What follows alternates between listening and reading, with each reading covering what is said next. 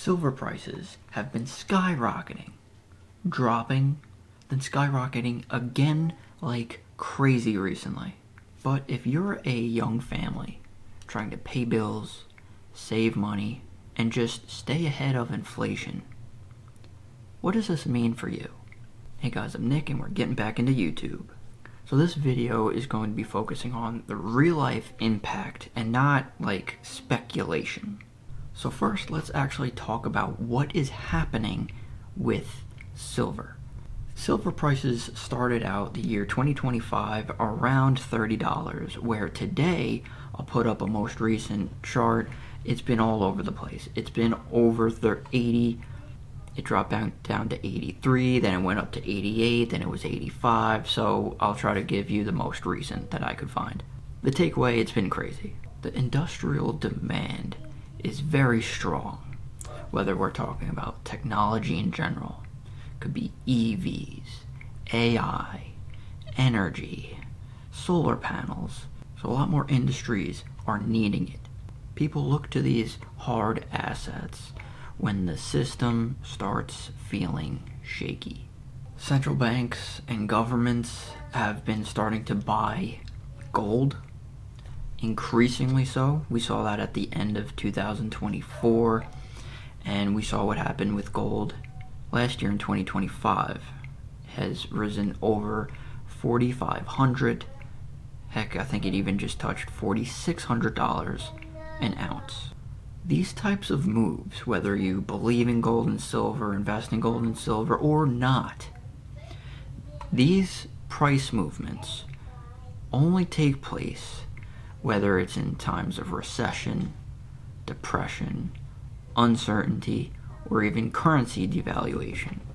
Some of the last large ones were 1980, 2011, and kind of this post-COVID era.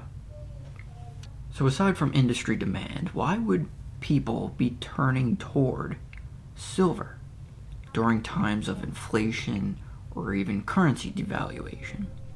To keep it very simple, if we look at gold and silver, you could simply say they're just shiny rocks that really shouldn't be doing much. So why are they? In normal times, gold would be extremely boring. Even Warren Buffett has stated this, that it's just a shiny rock that's dug up out of the ground, put in a vault that goes back in the ground. It doesn't produce anything. But this is exactly why people want it, because it's stable. Unlike the fiat currency that you and me use every day, the US dollar and other currencies across the world.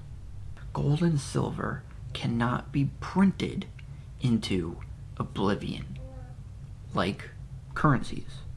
There is a limited amount of them.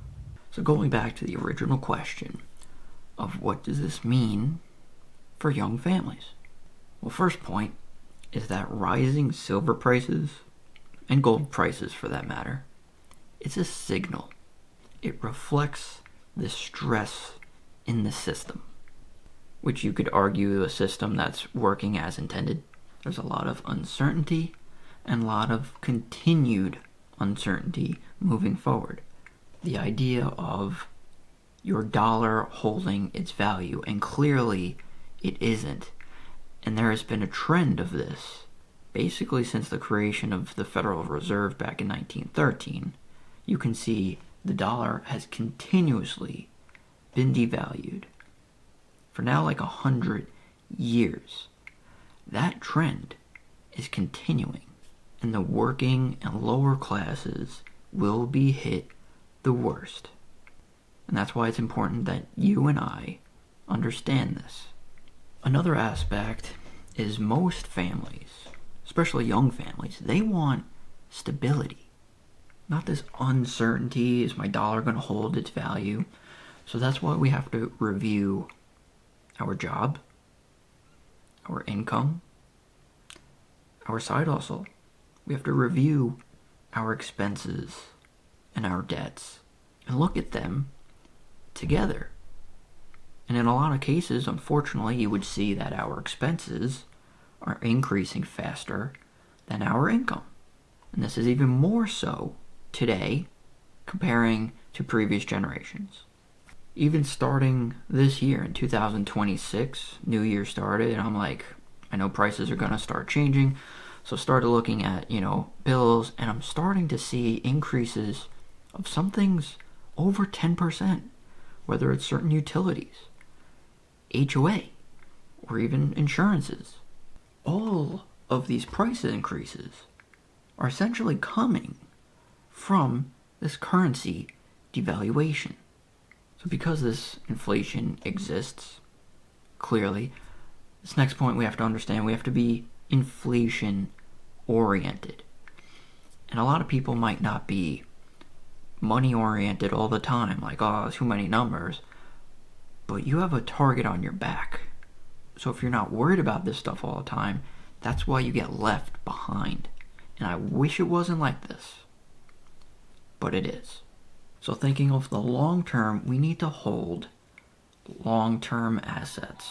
But long-term assets, anything could happen in the short term, but we're talking about like stocks, gold, silver, real estate.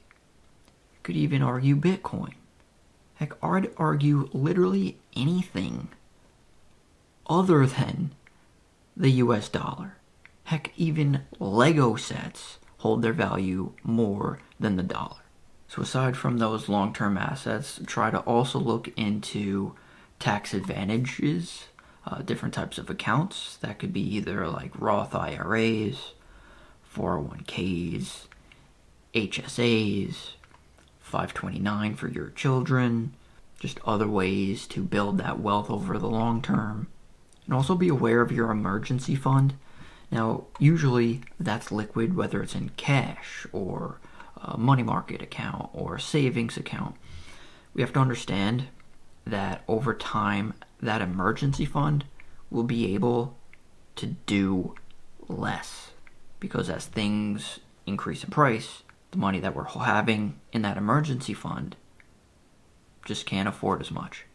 So these increases in precious metals, whether it's silver or gold, it tells us something about the system. How it's essentially unstable. And that's the exact opposite that you want for your family. You want that stability and diversification away from the US dollar. So if you want practical money guidance in real life and during times of inflation, I hope you consider subscribing. Hopefully this helped bring awareness and some points to help handle what's going on. So thanks so much for watching, guys, and I'll see you in the next one.